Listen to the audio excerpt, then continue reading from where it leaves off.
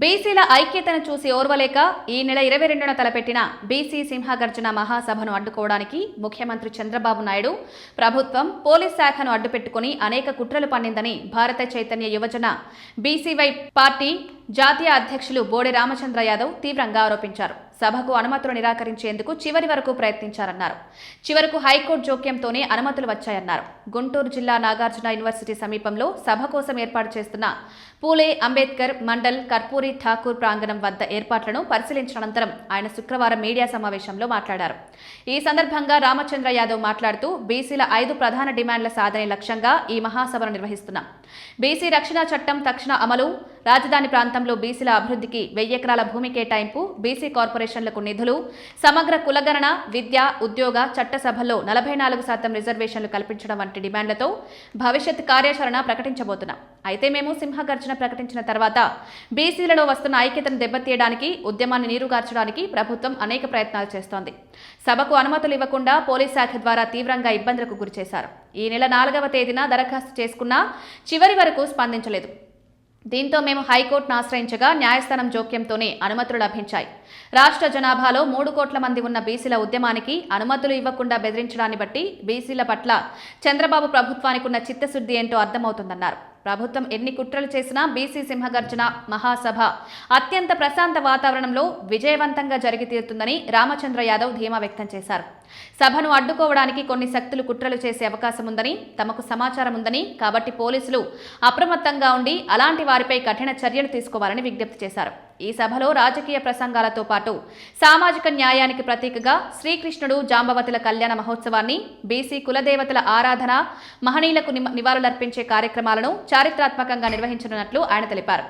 ఈ 5 డిమాండ్లు సాధించే వరకు కలిసొచ్చే అన్ని సంఘాలను, పార్టీలను కలుపుకుని తమ పోరాటం కొనసాగుతుందని స్పష్టం చేశారు.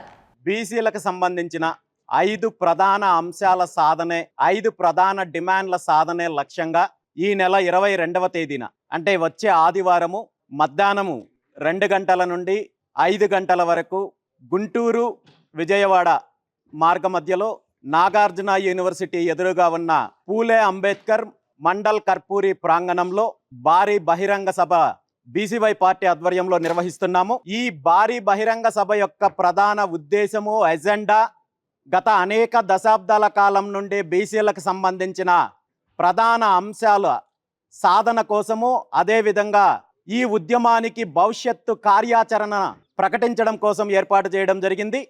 ఈ 5 ప్రధాన డిమాండ్లు తీసుకుంటే ముఖ్యంగా బీసీలకు సంబంధించిన రక్షణ చట్టాన్ని వెంటనే అమలు చేయాలని, అదేవిధంగా ఆంధ్రప్రదేశ్ రాష్ట్ర రాజధాని నిర్మాణంలో బీసీల యొక్క భాగస్వామ్యము, అదేవిధంగా కనీసము రాజధాని ప్రాంతంలో బీసీల అభివృద్ధి కోసము, బీసీల యొక్క ఏదైతే భవనాల నిర్మాణం కోసము, బీసీ పెట్టుబడిదారులు, పారిశ్రామికవేత్తలకు అభివృద్ధిలో భాగస్వామ్యం కోసం కనీసము 1000 ఎకరాల కేటాయింపు చేయాలి అనే డిమాండ్తో పాటు అనేక దశాబ్దాల కాలం నుండి పెండింగ్ లో ఉన్న విద్యా, ఉద్యోగ, స్థానిక సంస్థల ఎన్నికల్లో బీసీలకు 44% రిజర్వేషన్లు కల్పించాలి. మరీ ముఖ్యంగా సమగ్ర కులగణన చేపట్టాలి. సమగ్ర కులగణన చేపట్టి బీసీలకు 44% రిజర్వేషన్లు అమలు చేసిన తర్వాతే వచ్చే స్థానిక సంస్థలు వెళ్ళాలి అనే డిమాండ్తో పాటు బీసీ కార్పొరేషన్లకు సంబంధించి ఖచ్చితంగా నిధులు కేటాయించి బీసీ కార్పొరేషన్లు, బీసీ సామాజిక వర్గాలకు సంబంధించిన అభివృద్ధి చెయ్యాలి అనే ఈ 5 ప్రధాన డిమాండ్లతో బహిరంగ సభ నిర్వహించబోతున్నాము. దీనికి సంబంధించి గత 2025 సంవత్సరం డిసెంబర్ 11వ తేదీన విజయవాడలో 2 తెలుగు రాష్ట్రాల్లో ఉన్న బీసీ పెద్దలతో కలిసి బీసీ మహాసదస్సు పేరుతో చర్చించి ఈ నిర్ణయం తీసుకోవడం జరిగింది. ఈ సమావేశానికి సంబంధించి, ఈ బహిరంగ సభకు సంబంధించి ఇప్పటికే ఏర్పాట్లు పూర్తి స్థాయిలో జరుగుతున్నాయి. వచ్చే సభకు హాజరయ్యే వాళ్ళకు సంబంధించిన కావాల్సిన మంచినీటి సౌకర్యము, ఆహార సౌకర్యము, అదేవిధంగా మిగిలిన అన్ని సౌకర్యాలు కూడా ఏర్పాటు చేయడం జరిగింది.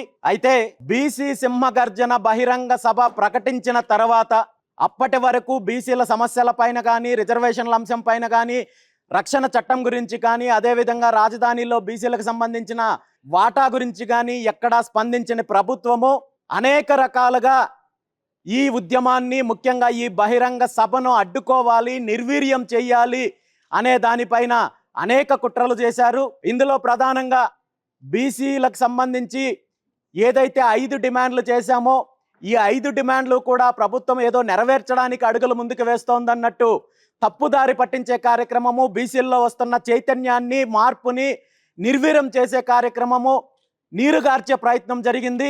దాంతోపాటు ఏదో ఒక రకంగా ఈ బహిరంగ సభ జరిగితే బీసీలలో చైతన్యం వస్తుంది, మార్పు వస్తుంది, బీసీలో ఐక్యంగా ముందుకు వెళ్ళే పరిస్థితి ఉందనే ఉద్దేశంతో ఈ సభ జరగనివ్వకుండా కూడా ప్రభుత్వం అనేక రకాలుగా కుటిల యత్నాలు, ప్రయత్నాలు, కుట్రలు చేయడం జరిగింది. ముఖ్యంగా పోలీస్ డిపార్ట్మెంట్ ద్వారా ఈ సభకు అనుమతి రాకుండా అనేక రకాలుగా అడ్డుకునే ప్రయత్నం చేశారు. గత 4వ తేదీన మేము పోలీస్ డిపార్ట్మెంట్కి దరఖాస్తు చేసుకున్నప్పటికీ కూడా సభకు అనుమతి ఇస్తున్నారో లేదో అని తెలియజేయడానికి కూడా ఆలస్యం చేస్తూ ఎటువంటి సమాధానం ఇవ్వకుండా ఇబ్బందులు పెట్టే కార్యక్రమం చేస్తే గౌరవ హైకోర్టు వారిని సంప్రదించి దీని మీద ఈ సభ యొక్క ప్రధాన ఉద్దేశాలు తెలియజేస్తే గౌరవ హైకోర్టు వారు ఈ బహిరంగ సభ ఏర్పాటు చేయడానికి, అదేవిధంగా బహిరంగ సభ నిర్వహించడానికి కావలసిన అనుమతులు నిన్న మంజూరు చేయడం జరిగింది. దీనికి సంబంధించిన ఆదేశాలు స్పష్టంగా ఇవ్వడం జరిగింది. ఈరోజు రాష్ట్రంలో ఉన్న 50% పైగా జనాభా ఉన్న సుమారు 3 కోట్ల మందికి పైగా ఉన్న జనాభాకు సంబంధించిన ప్రధాన డిమాండ్లు నెరవేర్చుకోవడానికి, శాంతియుతంగా చేస్తున్న పోరాటానికి, బహిరంగ సభకి అడ్డు చెప్తూ అదేవిధంగా అడ్డుకునే కుట్ర చేస్తున్న ప్రభుత్వానికి ఇది నిజంగా చెంపదెబ్బ లాంటిది.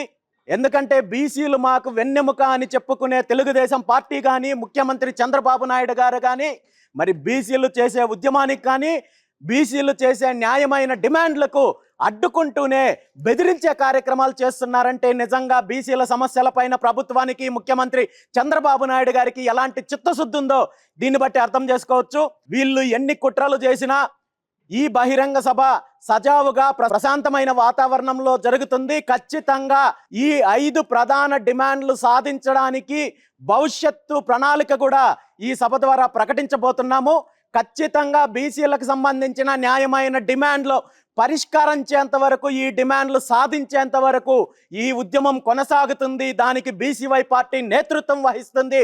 ఈ ఉద్యమంలో కలిసి వచ్చే అన్ని వర్గాలను, అన్ని సంఘాలను, అన్ని పార్టీలను కూడా కలుపుకొని ముందుకెళ్లే ప్రయత్నం చేస్తాము. భవిష్యత్తులో బీసీలకు సంబంధించిన అన్ని న్యాయపరమైన డిమాండ్లను సాధించే దిశగా ఈ పోరాటం కొనసాగుతుందని తెలియజేస్తూ ఈ సమావేశానికి సంబంధించి కావలసిన ఏర్పాట్లన్నీ ఎవరికి ఎటువంటి ఇబ్బంది లేకుండా పూర్తి స్థాయిలో బీసీవై పార్టీ ఆధ్వర్యంలో ఏర్పాట్లు చేస్తున్నాము. ఈ సందర్భంగా మరీ ముఖ్యంగా పోలీస్ డిపార్ట్మెంట్ వారిని ఒకటే కోరుకుంటున్నాను, ప్రశాంతమైన వాతావరణంలో, శాంతియుతమైన వాతావరణంలో జరిగే ఈ బహిరంగ సభకు సంబంధించిన ఏర్పాట్లు పూర్తి స్థాయిలో ఏర్పాటు చేయడం జరిగింది. దాంతోపాటు అసాంఘిక శక్తులు ఈ సభలకు సంబంధించి కానీ వేరే రకంగా కుట్రలు చేసే అవకాశం ఉందనే సమాచారం మాకుంది. కాబట్టి పోలీస్ డిపార్ట్మెంట్ దీనికి సంబంధించి శాంతి భద్రతలను పరిరక్షించాల్సిన బాధ్యత ఉందని చెప్పి ఈ సందర్భంగా తెలియజేస్తూ ఈ సమావేశం యొక్క ప్రధాన ఎజెండాతో పాటు బహిరంగ సభ మొదలవ్వక ముందు ఇక్కడ జరిగే సాంస్కృతిక కార్యక్రమాలు, సాంఘిక కార్యక్రమాలలో ప్రధానంగా చారిత్రాత్మకమైన కార్యక్రమం చేస్తున్నాము. అదే శ్రీకృష్ణ జాంబవతుల కళ్యాణోత్సవము. గతంలో ద్వాపర యుగంలో శ్రీకృష్ణ పరమాత్ముడు కేవలము తను ఒక భగవంతుడిలాగా మాత్రమే కాకుండా తను భవిష్యత్తు తరాలకు భగవద్గీతను అందించడమే కాకుండా కులాల వారీగా, వృత్తుల వారీగా ఉన్న కులాలను ఏకం చేయడానికి ఆనాడు జాంబవతీ దేవిని కులాంతర వివాహం చేసుకొని భవిష్యత్తు తరాలకు ఒక మంచి సందేశాన్ని ఇచ్చారు.